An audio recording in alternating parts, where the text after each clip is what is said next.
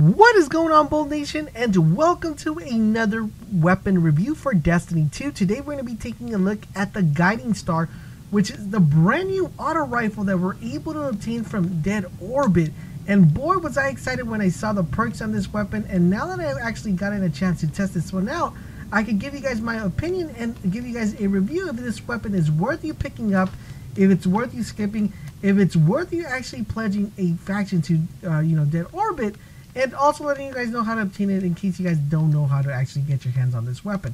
So to knock the first thing off, the first thing I want to talk to you guys about is how you're going to be able to obtain this weapon. Of course, if you're new to Destiny, you're going to want to play a faction this week, and if you want to get this weapon, you're going to have to pledge Dead Orbit and be lucky to actually get this through RNG. If you haven't seen my video of how to actually be able to farm tokens in order for you to be able to get enough tokens for the weapons, then I would highly recommend you check out that video so you guys can try to get this weapon as quickly as you possibly can. Now the Guiding Star is a very interesting weapon, and one of the things that makes it interesting are its perks and also a few of its tiers that it has. So let's go ahead and start off with the perks. The intrinsic perk, we have Rapid Fire. Deeper ammo reserve, slightly faster reload when magazine is empty. We have the scopes with the IS-2 Classic and the Model 8 Red. Out of these two, I would highly recommend the IS-2 Classic just because the model, unfortunately, gives you a little bit of range, but it messes up your handling. Unfortunately, this weapon has a lot of kick, so you're definitely going to want to have as much handling and stability as you possibly can.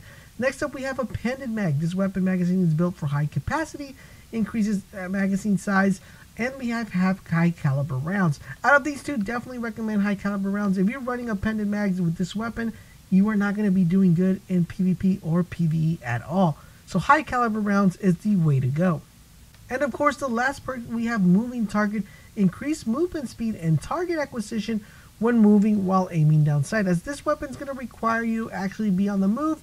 And what makes this weapon interesting, it's going to give you that a little bit extra aim assist when you're actually in the move. So it makes it a really interesting weapon if you're on the move quite often with your character. Now, I always like to test these weapons in PvE and PvP, but unfortunately, guys, we don't even need to do a PvE testing because this weapon is not that viable in PvE. Where this weapon kind of shines a little bit is in PvP, and that is where we're going to take our battlefield to the PvE arena. So overall, in general, this weapon is actually pretty good. You're going to want to use this in a close quarter combat. You're not going to want to engage people in long range. It takes forever to kill people, especially at long range. So you want to make sure you're going to use this weapon towards middle range and very close range. The best way I can identify this weapon is very similar to an SMG. Think of having an auto rifle with like an SMG fire rate.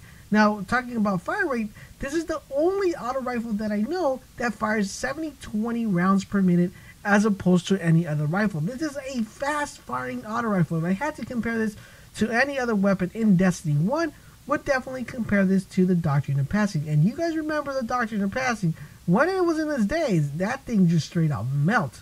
Unfortunately, with a few perks, with a few buffs and nerfs that Bungie has done to the game in D2, this weapon is not as good as the Doctrine of Passing. But I believe, and mark your calendars, guys, that there's going to be a buff coming to this archetype, and boy, are you going to want to have your hands on this weapon, because you want to make sure you have this weapon when that time comes around. So pick up this weapon, put it in your vaults, and just wait for the buff to happen, and then you guys are going to be like, Laser, I'm glad I listened to you, because definitely this weapon is a monster, and I can't get it anymore.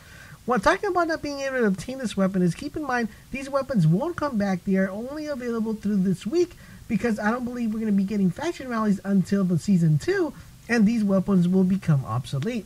Taking an in-depth closer look at this weapon, it comes with an impact of 18, it comes with range 37, stability 47, handling handling comes with a 40, and it rounds per minute, like I said, 720. And one thing about this weapon, its aim assist is 66. It's pretty decent, not the best, but still pretty decent. The optimal time to kill on this weapon is 1.17 seconds. So 1.17 seconds. That's if you are doing optical time to kill. If you don't know what optical time to kill means, you're going to have to be landing 12 critical shots and 3 body shots to get that optimal time. If you just shoot straight up body shots, it's going to be 1.33 seconds, and that's a total of 17 body shots. But overall, in general, this weapon is actually pretty good. You're actually able to kill a couple people with this weapon, believe me not, and outgun a few people when you're using the weapon. Unfortunately, right now, it is not part of the meta. Like I said, pick this up, put it in your vaults, and wait for it to become a meta, because you're not going to want to be without this weapon when this thing becomes a meta. Now, I hope you guys found this video helpful and informative. If you did, do me the huge favor of dropping a like and sharing this video with your friends, because it does help me out a lot. And I always like to remind you guys, if you want to stay informed to all things Destiny 2, make sure you guys keep it locked on this channel, and I will catch you guys on the next video.